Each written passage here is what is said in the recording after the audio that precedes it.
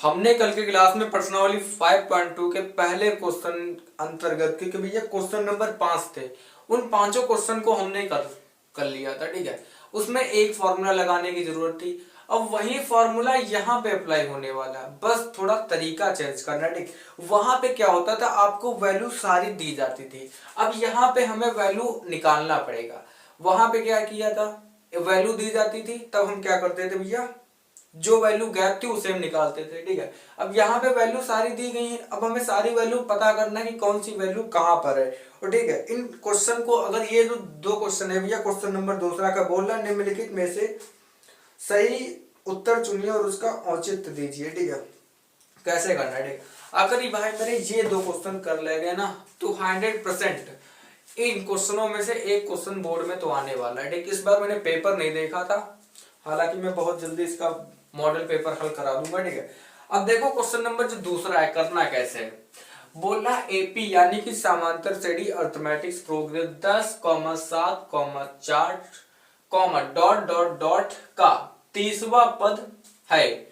30वां पद है यानी कि कौन सा पद है। देखिए हम क्या कर रहे थे भैया, हमें ए पता है। ठीक है, यानी कि पहला पद क्या होता था ए, दूसरा पद क्या होता था ए प्लस डी, तीसरा पद क्या होता था ए प्लस 4डी। ठीक है, तीसरा पद ए प्लस 2डी होता था यानी कि। ठीक है, तो बोल रहा है 30वां पद है, कौन सा पद है। अब ये तो हम नहीं करेंगे कि भैया सारे पद निकालते फिरे, हमें इसके लिए कोई फॉर्मूला लगाना होगा। तो फॉर्मूला भैया का नाम है ए एन बराबर A plus N minus 1 into D, यही फॉर्मूला होता था। अब जैसे आपको 1 2 3 पद दे गए, अब आपको चौथा पद निकालना है तो ए प्लस 3डी करना पड़ेगा, पांचवा पद निकालना तो ए प्लस 4डी करना पड़ेगा, ऐसे करना पड़ेगा। ठीक है, तो हमें कितने पद पूछ रहा है भैया, 30 पद पूछ रहा है। तो ऐसा तो है नहीं है हम कि 30 पद निकाल लेंगे फिर हम बताएंगे 30वां पद कौन सा है।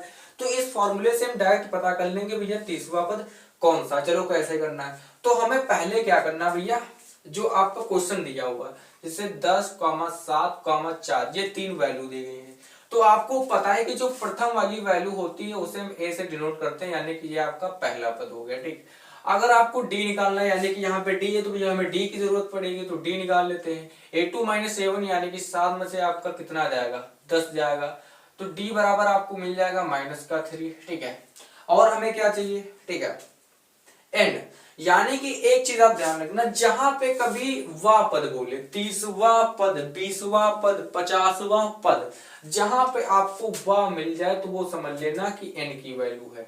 तो एन की वैल्यू कितनी है भैया, 30 है। ठीक, जहां पे आपको वां बोले वहां पे समझ जाना कि एन की वैल्यू भैया दी गई है। ठीक, अब फॉर्मूला क्या होता है भैया, फॉर्मूला समझो, फॉर्मूला होता है ए एन बराबर A plus N minus 1 into D.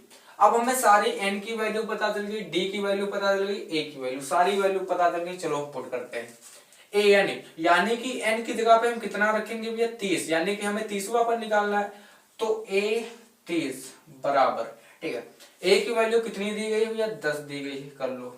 अब बोलोगे यहाँ पे क्यों नहीं लिखा, तो यहाँ पे भैया नहीं लिखना है, an हमें निकालना ही है, तभी तो हमें पता चलेगा हम कौन सी वैल्यू निकाल रहे, सारी वैल्यू पुट कर देंगे तो हमें निकालने क्या बचेगा। ठीक है, तो हम सिर्फ n की जगह पे 30 रखेंगे, यानी कि a 30 हमें निकालना है। ठीक है, ठीक है, प्लस n की वैल्यू कितनी है 30 माइनस 1 फॉर्मूले का, d की वैल्यू कितनी दी गई है -3 है, कर लो। ठीक है, तो 10 प्लस का आपका यूं ही रहेगा प्लस, अब 30 में से 1 जाएगा, कितना बच जाएगा भैया 29।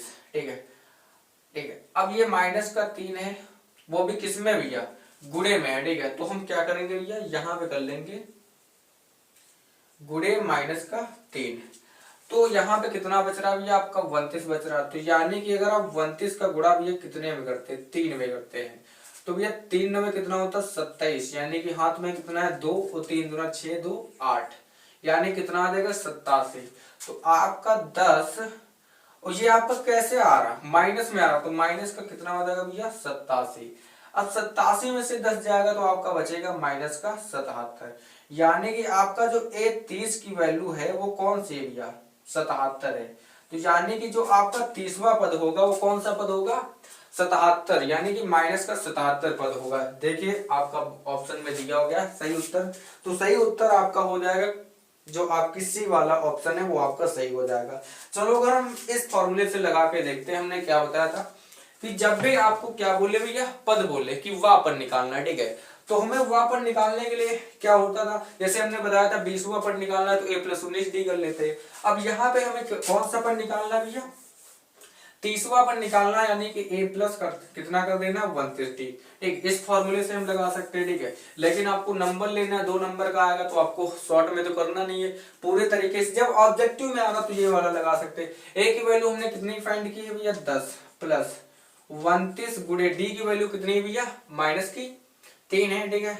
तो अभी हमने भैया 29 का गुणा 3 से किया था, 30 क्यों लिख रहा है, ठीक। किससे किया था भैया 3 से किया था, तो कितना प्राप्त हो गया था, माइनस का कितना आ गया था भैया 87, और ये माइनस प्लस माइनस हो जाएगा 10, यानी कि आप 87 में से कितना भैया घटाओगे 10 घटाओगे, आपको माइनस का 77 प्राप्त हो जाएगा, ठीक। आपको वैल्यू तो वही प्राप्त होगी, ठीक है, लेकिन आपको नंबर लेना है ना, तो नंबर जब आपको लेना पड़ता है ना, तो वहां पे क्या करना पड़ता है भाई मेरे, पूरा एकदम सॉल्व करना पड़ेगा। जैसे हम क्या करते हैं भैया, लड़की पटाना है तो उसका अगर नंबर लेना तो पीछे तो उसके घूमना पड़ेगा, ज्यादातर काफी मेहनत करनी पड़ेगी ना, तब उसका नंबर मिलेगा। तो वैसे यहाँ पे भैया अगर सवाल में तुम्हें नंबर लेना है ना, तो पूरा सवाल करना पड़ेगा, शॉर्ट तरीका अपनाओगे नंबर नहीं देगा।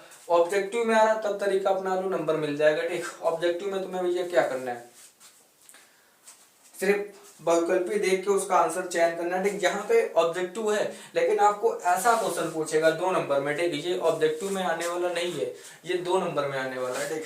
अब क्वेश्चन नंबर इसी तरीके से हम दूसरा समझते हैं, ठीक है।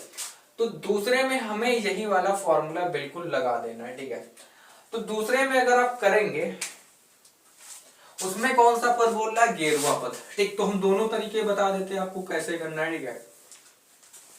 तो पहले हम क्या करते हैं, गेरुए पद, गेरुआ वाला नहीं लगाते, पहले हम क्या करते हैं सारी वैल्यू फाइंड कर लेते हैं, ठीक है। तो आपको दिया गया -3 कामा -1/2 कामा 2 दिया गया है, तो हमें a यहां से पता हो जाएगा, माइनस का कितना आ जाएगा 3 आ जाएगा। अब हमें d निकालना है, d यानी कि a2 कितना है भैया -1/2, माइनस फॉर्मूले का ये -3 दिया गया, ठीक है। तो -1/2 माइनस माइनस प्लस हो जाएगा, यानी कि कितना आ जाएगा 3। अब इसका गुणा करो, 3 दूना 6 और 6 में से 1 जाएगा, तो यानी कि 5/2 आ जाएगा, ठीक है। तो ये हमें डी की वैल्यू, जब एटी हमें प्राप्त हो गया तो हम क्या कर सकते हैं, गेरुआ पद वाला फॉर्मूला लगा सकते हैं। गेरुआ पद यानी कि a+10d, तो a की वैल्यू कितनी है भैया -3 है ना, हाँ ठीक है, प्लस 10 गुणे डी की वैल्यू कितनी है भैया 5/2, ठीक है। तो -3, इसको काट लो, 2 पंचे 10 प्लस 5 25, अब 25 में से आपका 3 जाएगा, कितना आ जाएगा भैया 22 आ जाएगा।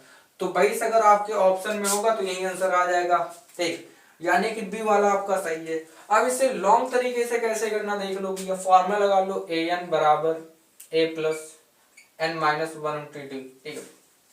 तो आपको दोनों तरीके सीख के चलना, ताकि आपको ऑब्जेक्टिव में ना दिक्कत हो, 2 नंबर में भी ना दिक्कत हो, ठीक है। तो an हमें निकालना है, चलो उसको ऐसे रहने दो, ठीक, वैल्यू फिल करने की कोई जरूरत नहीं, ठीक है। a की वैल्यू कितनी दी गई भैया -3 है, प्लस n की वैल्यू हमें कितनी दी गई भैया 11 है ना, हाँ, तो 11 -1, d की वैल्यू 5/2, ठीक है। तो आपका -3 यूं ही रहेगा, ठीक, प्लस अब 11 में से 1 जाएगा, आपका बच जाएगा 10, ये गुणे में या 5/2, 2 से काट लो, 2 पंचे 10, यानी कि -3 प्लस 5 25, यानी कि माइनस करोगे आपका आ जाएगा 22। तो आपको यहां से भी an बराबर कितना प्राप्त हो गया 22 प्राप्त हो गया। तो आप जो फॉर्मूला लगाएंगे, ठीक है, फॉर्मूले कई फॉर्मूले बन सकते हैं, लेकिन आपका जो आंसर आने वाला वो एक ही आएगा, चाहे जो फॉर्मूले से करो। ऐसा नहीं कि यहाँ पे ये फॉर्मूला बदल दिया, आंसर यहाँ पे दूसरा है, यहाँ पे दूसरा है, ऐसा नहीं हो सकता। आंसर आपका वही आएगा, फॉर्मूला चाहे जो लगाओ, ठीक है। अब ये 2 क्वेश्चन आपने समझ लिए। अब इसके आधार पर मैं बता दूं, आपकी सारी प्रश्नावली इसी के आधार पर होनी है, ठीक, इसलिए ये मैंने 2 क्वेश्चन करा दिए। अब क्वेश्चन नंबर में तीसरे की बात करूं, ठीक है, तो उसमें बॉक्स को फिल करना है, उसमें ये यही वाला फॉर्मूला लगेगा, ठीक, a+d वाला। ये फॉर्मूला आप ये जनरली आपका चैप्टर 5 है ना, ये फॉर्मूला इसी से पूरी हल हो जाएगी, ठीक, चैप्टर 5। तो ये आपको फॉर्मूला ध्यान रखना है, ठीक, इसी के आधार पे सारे क्वेश्चन करने हैं, ठीक। तो मैं ज्यादा क्वेश्चन कराने वाला नहीं था, मैंने 2 क्वेश्चन करा दिए, ठीक, इसीलिए करा दिए ताकि आपको भी आगे वाली प्रश्नावली समझ में आ जाए। अब आगे वाली जो क्वेश्चन है, तीसरा नंबर उसमें 5 क्वेश्चन है, तो हम पांचों क्वेश्चन को एक साथ कराएंगे, ठीक, वो इंपॉर्टेंट क्वेश्चन है। ओके, तब तक के लिए नहीं कर लो भैया, नोट कर लो।